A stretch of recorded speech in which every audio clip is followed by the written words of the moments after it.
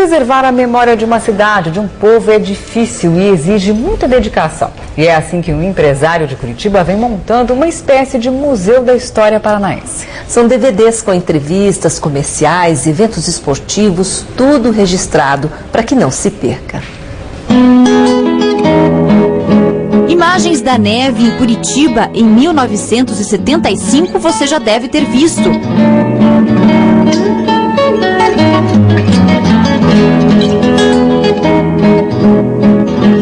E bem antes disso, em 1928. E você sabe como era Curitiba em 1910? Bairros com poucas casas e sem nenhum prédio. Assim eram a Praça Tiradentes e a antiga estação ferroviária. Registros de várias épocas, da arquitetura, das indústrias que cresciam no estado, como a Mate-Leão em 1920. São imagens e depoimentos que estavam guardados ou até se perdendo e que há 2 anos estão reunidos no Acervo da Memória Paranaense. Um espaço criado para preservar a história e, melhor ainda, para deixar a própria história à disposição do público. Povo sem memória é povo sem história. Povo sem passado é povo sem futuro, né? E fomos colhendo material, um filme de um jogo de futebol, depois um depoimento de um artista plástico, depois uma peça de teatro, a neve de 1928, que ocorreu em Curitiba, do Carnaval de 1910, e com isso estamos dando acessibilidade à cultura paranaense exclusivamente aos pesquisadores em todas as suas áreas de publicidade, da história, das artes plásticas, da engenharia, da medicina, através de pessoas importantes que contribuem com a sua experiência justamente a essas gerações que mal conheceram a história do passado, né? Tudo é emprestado de graça para quem quiser assistir e é liberado para copiar.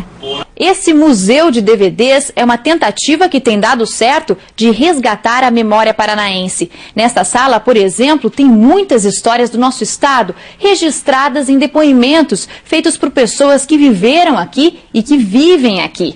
Pessoas, algumas famosas, outras não. E se você é paranaense, corre ainda o risco de chegar e encontrar um registro de algum parente seu, como eu encontrei.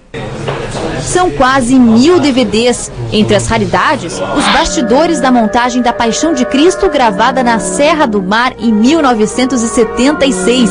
O relato do ator é de nada mais nada menos que Cristóvão Teza, escritor brasileiro mais premiado no ano passado e que há 33 anos atuava numa peça de teatro por aqui. Centralizar demais a ideia, uma mistificação em torno de Jesus Cristo apenas, e explorar essa mistificação por parte de um povo, mas ao mesmo tempo dar a ideia de que cada homem é um Cristo.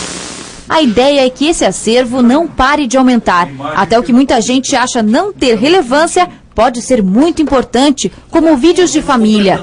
E nós fazemos um apelo que esses álbuns de família não sejam desprezados, porque eles muitas vezes não são vistos pelos próprios familiares, mas eles constituem um material excelente. Mas os organizadores não ficam só à espera de doações, não. Montaram um estúdio para entrevistar quem tem boas histórias. O Biratã Lustosa deixou registrado para sempre os tempos vividos na época de ouro do rádio. Não gosto de dizer que era melhor, porque cada época tem seu valor.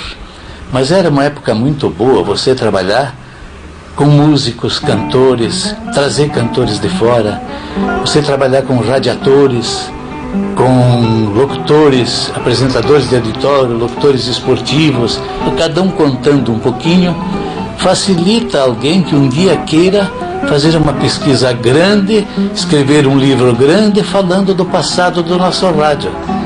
Pega um pouco daqui, um pouco dali, dá para montar algo de grande valor. Estamos resgatando parte, principalmente do rádio de anos idos já, e que tiveram uma participação muito importante na vida da cidade e do estado. Nós estamos pegando primeiro os mais idosos, né, por razões óbvias, e em seguida os que se apresentaram em décadas mais próximas dessas que estamos, entendeu? E falta muita gente ainda? Ainda falta, nós temos aproximadamente uns 120 nomes ainda.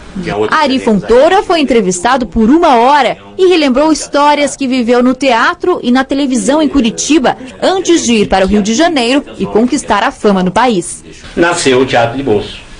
Tirei os mendigos que estavam dormindo lá, Arrumei aquilo mais ou menos e começamos a reforma. O teatro funcionava, na verdade, 24 horas por dia. Não parava.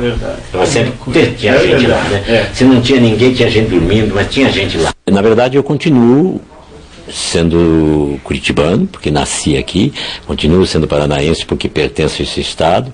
Então eu faço parte da memória desse estado, eu faço parte da memória desse país. Nós temos por hábito dizer que o brasileiro não tem memória, mas a partir deste momento eu fico satisfeito em saber que já há uma possibilidade do brasileiro cultuar essa memória, sim. E esse movimento que se faz em torno de caracterizar as coisas feitas, pensando no passado e pensando, sobretudo, no futuro, é de extrema importância.